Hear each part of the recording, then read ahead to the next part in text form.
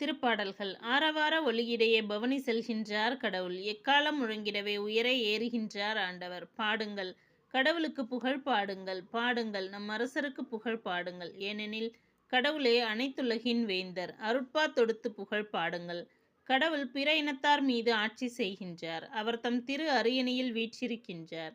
மக்களினங்களின் தலைவர்கள் ஆபிரகாமின் கடவுளுடைய மக்களாக ஒன்று கூடுவர். ஏனெனில் மண்ணுலகின் மன்னர் அனைவரும் கடவுளின் கொற்றத்திற்கு உட்பட்டவர்.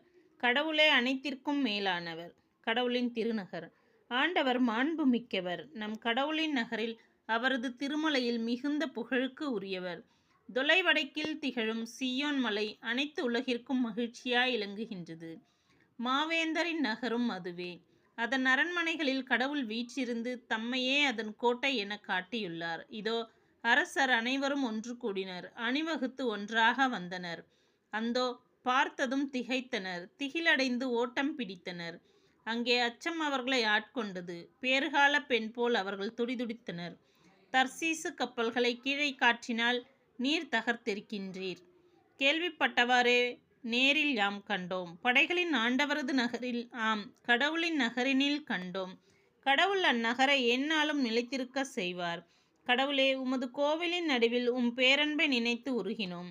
கடவுளே, உமது பெயரைப் போலவே உமது புகழும் பூவுலகின் கடை எல்லை வரை எட்டுகின்றது. உமது வழக்கை நீதியை நிலைநாட்டுகின்றது. சீயோன் மலை மகிழ்வதாக. யூதாவின் நகர்கள் உம் நீதி தீர்ப்புகளை முன்னிட்டு அக்களிப்பனவாக. சீயோனை வலம் வாருங்கள். அதைச் சுற்றி நடை போடுங்கள். அதன் காவல் மாடங்களை எண்ணிக்கையிடுங்கள். அதன் மதில்களை கவனித்து பாருங்கள். அதன் கோட்டைகளை சுற்றி பாருங்கள். அப்பொழுது இனிவரும் தலைமுறைக்கு இதை உங்களால் விவரிக்க இயலும். இத்தகைய கடவுளே என்றென்றும் நம் கடவுள். அவரே நம்மை இறுதி வரை வழிநடத்துவார். செல்வம் பயனற்றது. மக்களினங்களே, அனைவரும் இதை கேளுங்கள். மண்ணுலகில் வாழ்வோரே, யாவரும் செவி கொடுங்கள். தாழ்ந்தோரே, உயர்ந்தோரே, செல்வர்களே, ஏழைகளே, அனைவரும் ஒருங்கே செவி கொடுங்கள். என் வாய் ஞானமிகு சொற்களை உரைக்கும். என் மனம் விவேகமானவற்றை ஆழ்ந்து சிந்திக்கும். நீதிமொழிக்கு செவிசாய்ப்பதில் நான் கருத்தாய் உள்ளேன். யாழ் இசைத்து அதன் புதிரை விடுவிப்பேன்.